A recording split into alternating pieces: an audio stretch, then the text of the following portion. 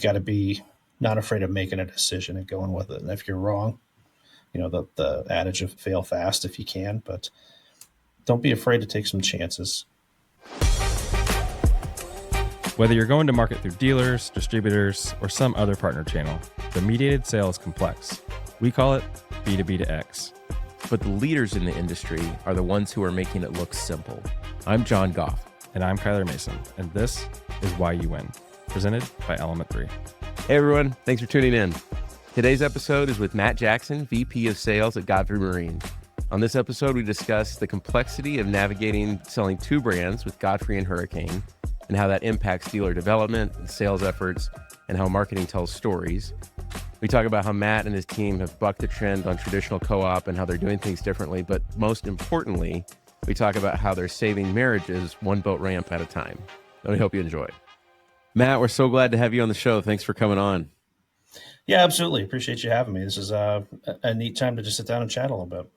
Yeah, we've been looking forward to this one. So for our audience, can you give us a little bit of background about what you do at Godfrey and Hurricane? Yeah, absolutely. So I run sales for Godfrey and Hurricane. So it's a little bit unique in the marine industry that we have two completely separate brands. So Godfrey's pontoon boats, Hurricane is fiberglass deck boats, but we're all under what we call the High Water Marine brand. And we're also part of Polaris. So that's our parent company. I've been in the marine business about 20 years, been here a little over 4. How'd you get the gig? Our GM at the time, who's now president of Polaris Marine, we had worked together previously in the marine business, gone down separate paths. He reached out and crazy. I mean, this is in the middle of COVID, right? I'm living in rural Arkansas running another boat company. And he said, hey, my head of sales is getting ready to retire after being with the company for about 3 decades. What would it take to get you to come to Indiana? I said, let's move it to Florida. We had a good chuckle on that. And he said, no, get you and your wife up here. Let's talk. And just ended up being a great cultural fit, which is in my career, that's really a big deal. I've been with companies that, they have a lot of big resources. They're publicly traded, but things tend to move a little bit slow. And then I've been with some really large privately held companies where things move blindingly fast. And this was a great balance. So we've got the resources of Polaris behind us, but they give us a lot of local autonomy, a lot of support to be able to be nimble. The team here, there weren't a lot of egos. Nobody's stabbing each other in the back to climb over each other. So I was like, you know what, this seems like a pretty good deal. So we ended up pulling the trigger. So you are in Indiana? Yeah. Really? We should be doing this in person. Yeah, I'm sitting in Elkhart, Indiana right now. So about 5 minutes from the Michigan line. Okay, very cool. We're very familiar. Never in my life did I think I would live in Indiana, but we're enjoying it. Are you getting down to Florida? We do, and especially being in the marine industry. In fact, I was there last week. We had an industry event. I'm probably there 4 or 5 times a year. So how much time do you spend on the water? Like, are you a boat guy? We have a term in this industry. We call you have the boating gene or boating DNA. We are a boating family. Always have been. One of my favorite pictures is when we actually lived in Florida is my son, who's the youngest of our 3 kids, is literally strapped to my wife in one of those baby backpacks and fishing in one of the intercoastal parts of Florida. So yeah, we're on the water as much as possible. We're very fortunate here. We live on the river, so we've got our pontoon. I have a fishing boat. Kids are on kayaks. You name it, we're on the water. You're VP of sales over both of these brands. What does the organization expect from you? What do your days look like? What does good look like for you in your role? Well, and it's funny, even when I was thinking about coming on here, that's one of the terms I use a lot. What does good look like, especially with a kind of an ever-changing landscape with dealers? For me, day to day, so I have an interesting setup. I've got a sales team that half of them are company employees, half of them are independents. So, which is fairly common in the marine industry, but usually you're one or the other, not mixed. So I have that. I've got the inside sales team, so our coordinators, scheduling, getting orders approved, some finance pieces, and then also have a data analyst on my team. And so, if you really boil it down, what is my day to day? It's trying to figure out, how do we win in the marketplace? How do we grow share? How do we develop long-term partnerships with dealers? Godfrey and Hurricane both have been around a very long time. In fact, Godfrey brought the first all-aluminum pontoon boat to the Chicago World's Fair over 60 years ago. So we like to say we didn't invent the pontoon, but we're the first one to commercially put it out there. And Hurricane, very similar story there. Been around a very, very long time. Sold more deck boats than anyone else in the world over that time. So long, rich history here. That's awesome. So tell us more about the mixed buckets of employees versus independent contractors, and maybe educate us a little bit on why usually it's one or the other. For sure. So an independent is exactly that. So they have to earn a contract every year with us. They don't have any of the benefits. They're 100% commission based. So, if you use cliches, they eat what they kill. So kind of, if a company was going that route, it's okay. These guys are always going to be hungry. They're motivated because if they don't produce, they don't get paid. But at the same time, some of the challenges are, unless you have it specifically spelled out on a contract, you can't say, hey, you have to be here. You have to do this. But obviously they're motivated because if they don't do what we ask them, they're not going to get a deal the next year. And then a company employee, they have all those benefits. And we've got some strong benefits for our team members. But the argument, looking just at the industry as a whole, would be, okay, things are tough or things are good. They might not be as motivated, just be an order taker rather than getting out and trying to grow. And we don't have any specific plans to shift that mix. It's just kind of evolved over time. But I would say that is a little bit unique, having some of both. Do you see advantages that are helping you in the goals that you're trying to achieve by having the mix? I don't know that it's a true advantage, but it does help me to kind of always be looking at things from 2 points of view. And I feel like this industry, and probably a lot of others, it's a chess game, right? So how do I get the pieces aligned to where I don't just win this move, but I'm winning 2 or 3 moves ahead? But I think anything that challenges you to think a little bit differently and not get stuck in a rut, yeah, that's an advantage. I think that it is a temptation of operators to streamline and systematize everything as much as possible and make their own. This sounds like a dig. It's not exactly one. To make their own lives easy, right? To make everything kind of hum. And your willingness to live in that hybrid environment, I think, speaks to the virtue that you're describing of just being willing to see something from both sides. I love that. Yeah, and then 2 brands also is pretty unique, right? So if we do dealer programs, promotions, we get to do it twice because they're not exactly the same. We have a large percentage of our dealers carry both, but we have some dealers that are only Godfrey, some that are only Hurricane, and that's a unique piece to the business as well. And market share, completely different as well when you look at that, different competitors, all that. I keep trying to negotiate to get 2 paychecks. That hasn't happened yet, but we're trying. Do you think that your dealers or your customers are tuned in to the relationship between those 2 organizations? They are. And a lot of times we'll even just refer to things as Godfrey, or kind of, we have a parent company called High Water Marine that most people don't know what it is, but dealers have been around long enough. Off the top of my head, probably about 80% of our dealers carry both, but we do have some that are one or the other. One of the things that we're really interested in is how manufacturers are supporting their dealers in that kind of ecosystem where they have a connection with you or with another salesperson who represents both of those brands. Are you running like co-op programs or MDF programs that cross over both, or do they have to have sort of independent relationships as they deal with those different brands? So we do something a little bit unique. We don't do traditional co-op. With my background, one of the things I've enjoyed is, so I ran a dealership, then I worked on the engine side for a little over 10 years, 11 years.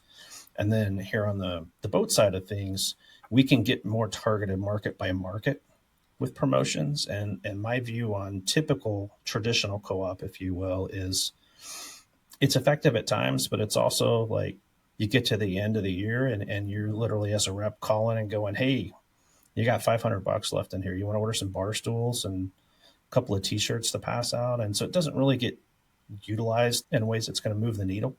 So by us taking those same dollars and looking at what can we do really targeted, whether it's at a boat show or an open house or just a regional promotion, we can get a lot more precise and use that money more effectively. Can you describe traditional just a little bit more? Yeah, so traditional in the marine space, and probably a lot of others, is we'll say, okay, for every purchase you make, 1% of those wholesale dollars we're going to put into a co-op account. And then, if it's a show and you have 100% share, then you can claim 100% if you have the money available, 50%, so on and so forth. And that's kind of the model a lot of companies have used. And we would rather take those similar percentages, not exact, but similar percentages, and go, okay, where do we really get the most value for this? And the dealers, they see that as well. They all have those companies where, like I said, they're getting to the end of the year and ordering 500 keychains to give away next year because they got money to spend. Right. Use it or lose it. Yep. How do you approach the kind of recommendations for what you know works versus maybe what they are used to in the other competitive landscape? It's a combination of several things. I would say the great barometer in our business is market share. So we're looking at, okay, who's winning, who's losing, not just brands, but down to, okay, is it specific floor plans, specific models, things like that. And then going, okay, what would give us the best opportunity to win in that? A lot of times it's in partnership with the dealers as well. Of, they come to us with an idea and we may go, hey, that's awesome. Or maybe not, but you know what, that really spurred us on to what if we did this? And so we get the chance to be a little bit creative. So we take a lot of inputs from the market, from the sales team, from the dealers. It's not an exact science. We're certainly going to do things that work awesome. We're going to do some things that don't work, but we're going to try. Where does that dealer feedback come from? Is it a council? Do you just have a few of them on speed dial? We don't have an official dealer council. Currently, we do have some core dealers we talk to a lot. Our reps, I mean, my expectation is, well, back up. So I love to use the line, what if I paid you to do it? And so my expectation is, they're talking to those dealers every day. I have quite a few that I talk to on a very consistent basis. I love to get out, visit our customers. It's probably the most fun part about the job for me. And one of the things I love about the company culture as well is our president all the way up to our CEO at Polaris, they get out and visit our customers as well. There's no sitting in an office. So we get a lot of areas, places where we can get that feedback. That's great. You mentioned you've mentioned grow share a few times now. Like, what does strategic planning look like in your organization and how you're a part of it to move the needle there? Yeah. So, well, I mean, from a share standpoint, we obviously have goals we're establishing, and we're looking several years out and going, okay, what are the elements that really drive share, right? So it's pretty basic. You've got pricing, you've got product, you got promotion, the stuff we all learned, and the P's. Yeah, exactly. 101. But then how do you take those and refine that, right? So for instance, if it was all about price, well, anybody can come in and undercut you at some point in time. And I look at price more as value. And what I mean by value is not just what the customer's getting, but is this driving profitability for our dealers? Is this something they're going to be excited about selling? Then obviously you do have to have the right product. And we look at different segments, entry level, mid level, premium, all those things. But trying to put all those elements together. And yeah, like I said, looking with the chess piece, right? Like, what do we need to do right now? What do we need to do a year from now? What do we need to do 3 to 5 years from now? And, you go from what I would call really pretty crystal clear. Sometimes the market throws just some curveballs, but pretty crystal clear to, I got a pretty good idea to, this is what we want to do, but it's fuzzy, but we've at least got a plan and we're just going to keep sharpening the pencil, if you will. That planning muscle is a challenging one, I think, especially as people are sort of young in their career. It feels a lot more like guessing. The thing that stands out to me in this conversation is that you took that fuzzy horizon and you moved it up way close when taking a new job during COVID. What was that like? One of the most exciting and most scary things I've ever done. Actually, pulling up the family, relocating, coming somewhere. The interesting in a lot of industries saw this too, but in COVID, orders exploded and so did supply chain challenges. So I joke, and a lot of my colleagues at other businesses in this industry say the same thing. We were on the apology tour of, hey, I'm sorry, I can't get this boat right now, that type of thing. But at the same time, I've never been in a place in my career where you go, you know what, we have so many orders, we don't even know what to do with them. So that was kind of fun, being the sales guy and having that. And then, we all knew that wasn't going to last forever. But yeah, it was definitely a scary decision during COVID. But with the group here, the team, everything we saw, it at the same time made it a pretty easy decision as well. Yeah. I think what we saw across outdoor rec really last year into 23 and through 24 is this normalization, like this return some manufacturers had got the COVID spike, and I think they got a little taste and they got a little excited. Built lots of big warehouses and manufacturing facilities, and maybe bit off more than they could chew in some cases. How did you all weather the storm of saying no every day, being on an apology tour, and also just knowing that maybe you knew, maybe you didn't know that it was going to all come back down and you didn't want to be on the wrong side of that? I think everybody, at least to some extent, knew that it wasn't sustainable. It was going to come back. Nobody knew how quickly it would come back. I think that was probably the surprise that hit a lot of us, is just how quickly, right about the time most of the what I would call the quality builders in the industry started hitting their stride, supply chains started cleaning up, they were getting boats out, inventories came up right when demand was starting to go down. And then, oh, by the way, interest rates are going to be as high as anybody can ever remember seeing them. So Great concoction.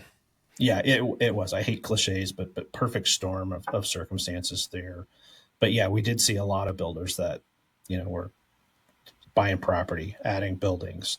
We looked more at, okay, what can we do with the footprint we have to be as flexible and as efficient as possible? And we're blessed with a nice sized property here. We've got a well seasoned team, some really smart people working here, and just going, how can we take the Legos and reconfigure them to be as flexible as possible? And nobody's ever going to get it perfect.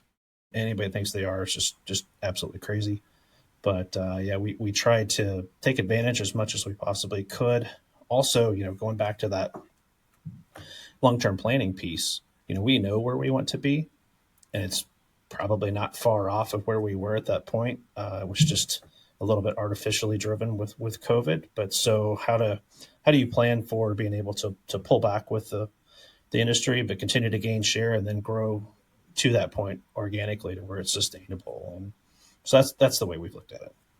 Yeah, it can act like a slingshot too, right? We were talking. I remember having conversations at the beginning of 23 around how do you win in this environment? What kind of bets do you make? And one of the conversations we had a lot was, the people who are going to win coming into this high interest environment, coming into low capital environments, are the people who have built the right foundation up to this point. Having a good property, for example, is like, some days it doesn't matter that much, and then when you really need it, having that asset stored up can be a big game changer. And I think in the context of this conversation and this podcast, why you win, like one of the reasons you win is you're really smart about allocating resources early on so you can have them in the days you need them. Well, I think the other thing we're seeing that's particularly interesting, especially on the dealer side, is the dealers that took this really short-sighted approach. And you saw it especially in automobiles, right? Where a sticker is X and people are paying 20, 30, 40% over sticker price just to get. That happened in the marine space too. We had dealers just name your price selling boats.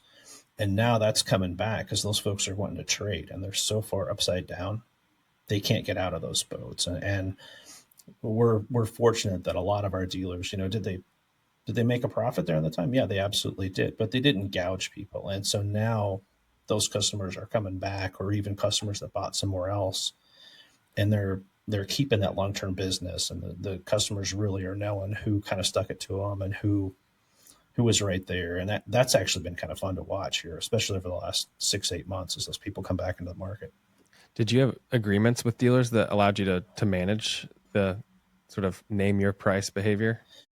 We don't, but what we do have is so many dealers that have been with us for decades, and you can have those conversations on what is your plan. And we're not in a business where we dictate price.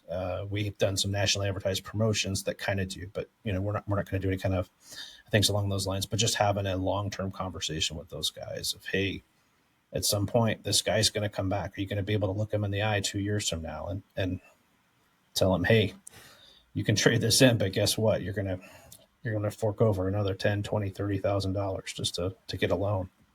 Kind of going back to the share piece. So there's like mentalities and strategies to like steal share, but do you see yourself having any responsibility to grow demand in the market, or is that not a responsibility that you think of regularly?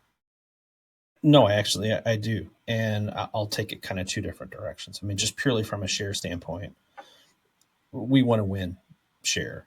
Anybody kind of go into that price point. Like you can go steal share. It's usually short run and it's pretty expensive. And eventually you have to stop. It's just not sustainable. But if you're putting out really good value, and I mentioned that before, if you're putting out product that creates value for the dealer, creates value for the consumer, you can create those long-term share gains where you are winning.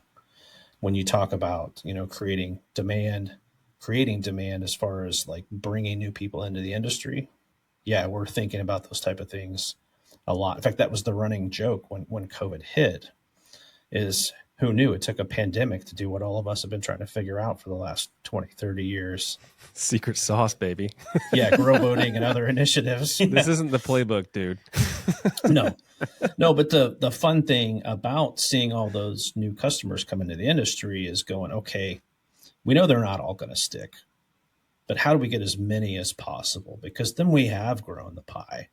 And then, of course, selfishly, I'm looking at not only do they stick, but do they stick with Godfrey and Hurricane and create lifetime customers? And, that was a golden opportunity to just have so many new people come into the business. And we learned a lot too, right? Because a lot of these folks completely new to boating.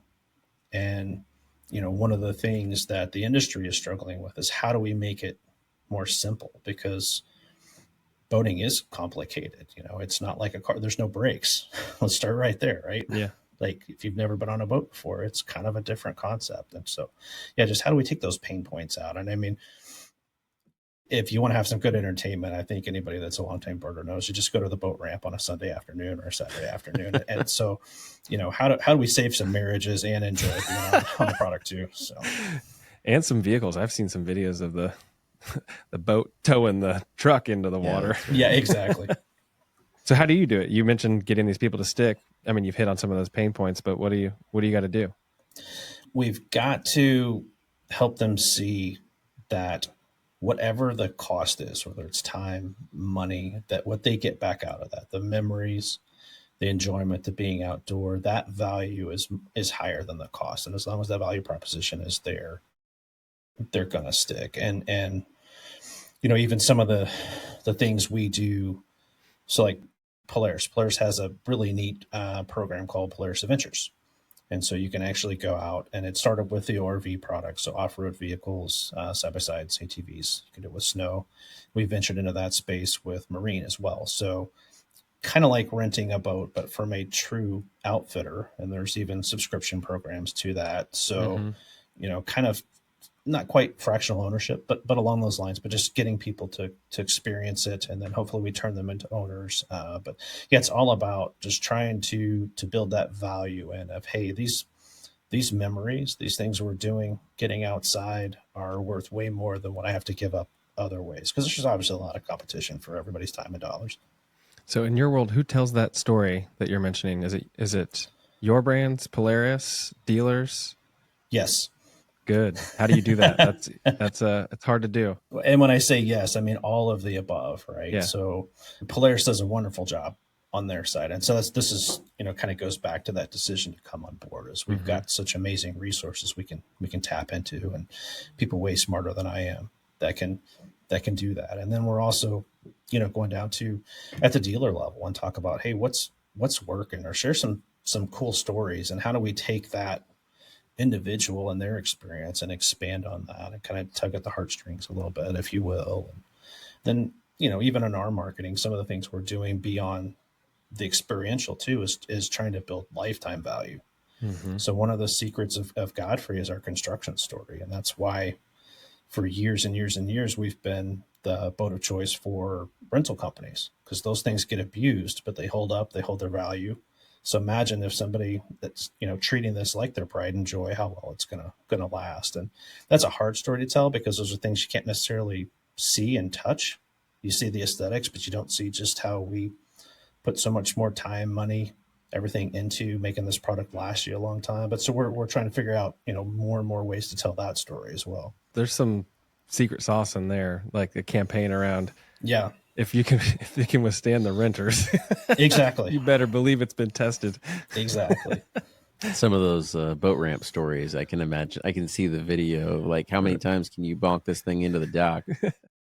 So, I mean, I'm going to get into product a little bit because it's fun to talk about product. But one of the things that is a little bit of our DNA is we use corner caps on all of our pontoons. And a lot of folks in the industry, you can save a few bucks by just bending the rub rail around and then putting a cover piece on top so you don't see the crinkles in the metal. But I love sitting in a show because that is one thing I can point out to somebody and go, look, I don't care if you've been boating for 2 days, 20 years, whatever. You're going to hit a piling. You're going to hit a dock. Something is going to happen. Doesn't matter how good you are. This is structural. This is going to take the brunt of that. And you know what? Even if it's crazy and you tear it up, great. You pull a couple of bolts out, you can replace it versus tearing up the entire front of your boat. Mm-hmm. So those are kind of some of the fun things we can do. You personally are doing that at consumer shows? Oh, absolutely. Yeah. I love it. I love it. That's good stuff. You sell them on the spot right there. I mentioned I was on the engine side of things for a while before I came over to the boats. That's been one of the biggest differences is on the engine side of the business. You walk in a show, there's not a lot of direct interaction with the consumers. And for the most part, everybody that's in that show is your customer. So you spend too much time in one guy's booth, he's mad at you. Whereas on the boat side, yeah, I mean, we're actually out there with our dealers, helping close deals, talking to consumers. That's where we get a lot of good feedback too. A lot of, hey, this is what they're looking for. This is what they like. They don't like, but we'll get in and actually do the selling. That's good. We were doing a little bit of prep beforehand, and you mentioned you have an interesting background. I think it's a good time to maybe weave that in because you're talking about you're in your role as a sales leader. You've talked a lot about your values, the way to win with customers and dealers. You get right in it with customers. But I think there's something to your background and how you, I think, grew up with your family. That's maybe also part of the ingredient for why you've been successful in your role. Do you want to get into that a little bit? Yeah, 100%. So I like to joke that I'm one of the anomalies in the sales side, and that's I grew up. Both my parents were CPAs, so they had an accounting firm, and they would have given anything in the world to have me come join it. And I knew if you chained me to a desk, I'd be a miserable person. And that side of things just comes naturally to me. Data, the finance side of things. You just don't see a lot of sales dedicated folks with a financial background like that. And so I do look at things differently, and I definitely embrace data. And I talk to my teams all the time, a lot traditionally, I would say folks in my role would push how heavy you need to focus on the relationship side of the business. Absolutely. Relationships are huge. Then the accounting side of folks say you need to look at the numbers, right? And I say where the magic happens is when it's both. And especially when you're working with your dealers, because a dealer can, I've said a couple times I don't like cliches, and I'm going to keep saying cliches, but you can have a dealer that absolutely loves you and chooses not to do business with you. You can have a dealer that you're helping be profitable and they can't stand you, but they're sticking with you because they're making money. Yeah. Where it gets really beautiful is when they really like doing business with you. You have that great relationship and they're making money. And that's kind of where the accounting and the sales comes together. And it's not a dirty word for a company to make profit. It's not a dirty word for a dealer to make profit. And that's part of that value stream, right? The consumer feels like they're getting a great product with a lot of value. The dealer's making money, they're happy, and we can make money too. Yeah, you got to win for everybody. You mentioned earlier you have a data analyst on your team, and that one stood out to me as this is not a person who is all seat of your pants. That's a role we added a few years ago after I came on, and just saw how much we could do with that. Just not even just breaking down market share, but really looking into the data. And that's one of the things I brought to the team here is just helping them do exactly what I was just talking about. Hey, let's analyze the share. Let's analyze what's going on with the product. Let's put numbers behind it. But then you've also got to have the eyes and ears, touch and feel, boots on the ground, managing that. You can't manage by spreadsheet and you can't manage by feel. When you put them together, that's when you win. Right. Well, don't tell me, this is recorded, so don't tell us any of your secrets, but what surprised the organization when you brought this new person in and you started sort of like parsing all this data out? What was a shock? Probably how simple some of the storytelling can be. I joked before that we were, and still to a degree are, we are world class at making Excel do things it was never designed to do. So you'd have these huge spreadsheets, lots and lots of data, and trying to figure it out. And by bringing an analyst on that can really take that data, and we talk all the time. Like, I need to be able to take huge amounts of data and digest it very, very quickly, and then tell a story. How do we create tools that do that? And that's probably been the biggest eye opener for a lot of people, is just how simple the story can get if you've got the right data and the right way to look at it. I think that's one of those roles that people have a hard time justifying. They all want data and insights, but it's hard to pay for data and insights, especially in a sales environment where like, I'm paying you, but I need you to go produce some revenue. That's what I need. How do you counter that objection? We've clearly proven it out. It's saved us from making some wrong decisions based on assumptions. I'll look at that from a competitive standpoint. We'll say, okay, company XYZ, they're winning. This is what we think it is. But now we can get down to it and go, okay, here's where they really are winning. It's this and this that they're doing, these very specific things. And then go, okay, are we better than that and just not telling our story? What is the answer? And then you can get into that. So that's where it really starts to get pretty easy to justify. And you've acted on that in a way that has started to like produce real dollars. Yeah, exactly. That's really cool. I feel like that's rare in this space. I would say my biggest challenge is I love the data so much I can get stuck, like, just over analyzing. And sometimes and I'm sure our president's laughing as he listens to this, because sometimes you just got to move. But yeah, that it just really gets fun when it starts to tell the story. That's awesome. You mentioned earlier you like to think in some segments of planning, like short term, kind of like middle territory and long term. Where's the industry headed? What are the things that you see coming?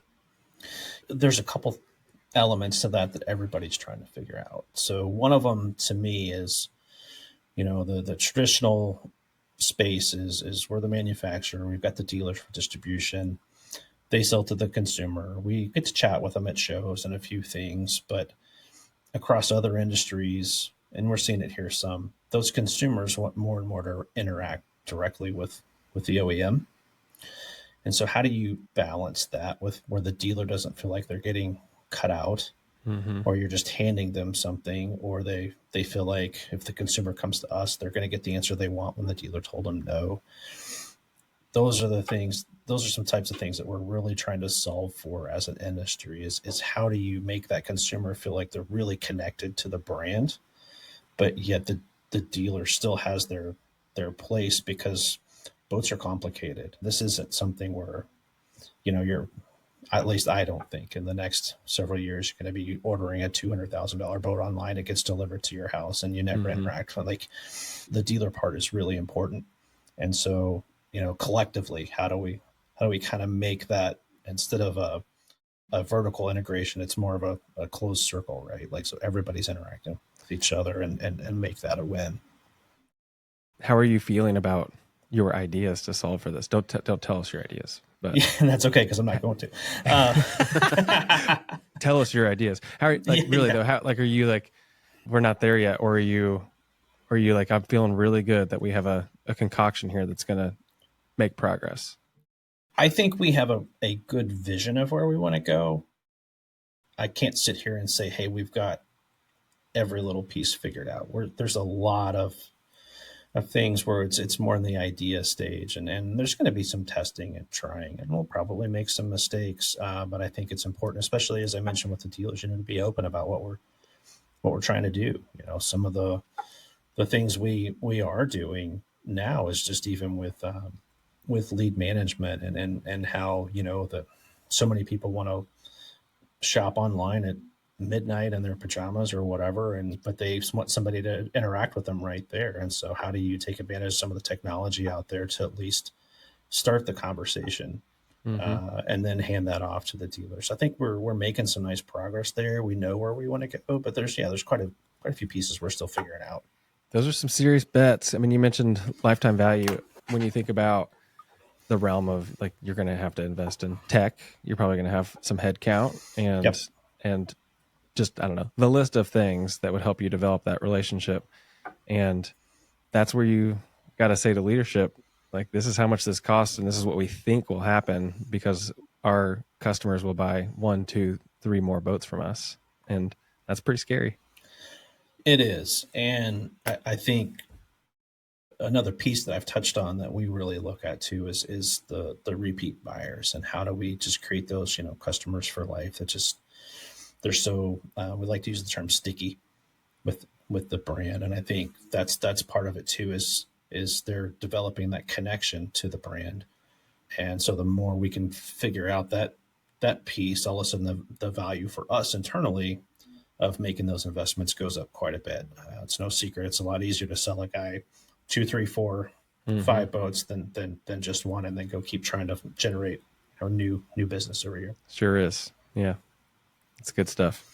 You just got to find a guy who needs 5 boats At once. Yeah, that's right. There's a few out there. Not as many as I would like, but there's a few. The pontoon fleet. It's no shocker, but we have customers that buy a new boat every year. We have boats. I mean, we're actually here. I'll put a plug out here. We are looking for the oldest sampan we can get our hands on that's out on the water. For what in return? I'll have a special surprise that I can't name yet. But we're working on a project. I mentioned that we debuted the first all aluminum tube boat at Chicago World's Fair, and that was a sampan. And our first dealer number 1, is still a dealer of ours today. So one of the cool things is they actually have the invoice of the first boat that Godfrey sold them. Wow. That's cool. We know we won't be able to get boat 1, but we're trying to come up with the oldest sampan still out there. And there's some, even here on the river in Elkhart, there's some ones that are, I mean, it's shocking, 30, 40 years old, still out there. If I'm looking under the, flip it over and look at the manufacture date, what date am I looking for? So we found boats into the early 80s. Okay. I would love to get one into the 60s. It would be the ultimate goal. I'm guessing we'll probably end up somewhere in the 70s. Gosh, there's such a cool campaign you can do around this. Yeah. That I'm sure you're already doing. Yeah, we're going to have some fun with it. That's so cool. Good for you. When these brands get some legacy and some story, that becomes really exciting for people and becomes a reason to buy, right? Because to your point, Matt, about making memories, like part of making the memory is knowing that I'm part of a thing that's bigger than myself. And sometimes that's like the newest, freshest thing. And sometimes it's like the thing with the most story behind it already.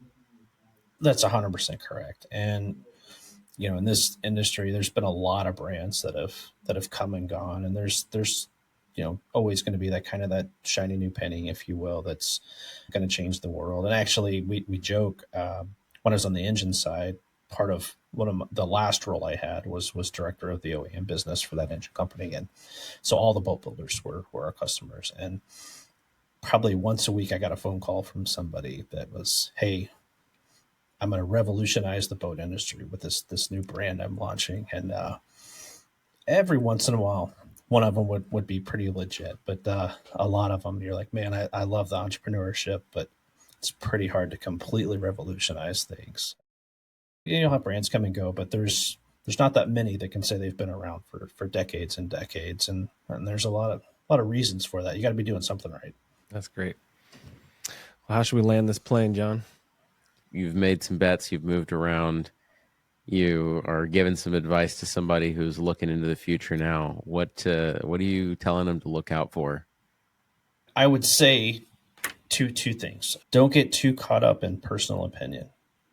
I was just having a conversation today with one of my reps, and then there's one of the competitors has a boat out, and I made the comment. I said, look, just because I don't personally like this boat doesn't mean we're not going to take it serious and see what it does. And so I think just always being open to the fact that you might not be right, but at the same time, I mentioned earlier, I can get stuck in the data, and so you got to be not afraid of making a decision and going with it. And if you're wrong, the adage of fail fast if you can, but don't be afraid to take some chances, but do your homework. And like I said earlier, probably the most exciting thing for me, and I would tell anyone, is look for where you can take that idea of marrying data with the relationship, with the touch and feel, and so putting those things together, it can be pretty special. Golden. Thank you so much. This has been a lot of fun talking shop with you. Yeah, I appreciate it. Thank you, guys. Why You Win is presented by Element 3, a marketing firm focused on modernizing go-to-market strategies for manufacturers that sell through complex distribution channels. We help leaders solve problems across demand generation, sales channel support, and brand development. If you'd like more from myself or John, connect with us on LinkedIn. And for more from Element 3, visit element3.com. That's elementthree.com.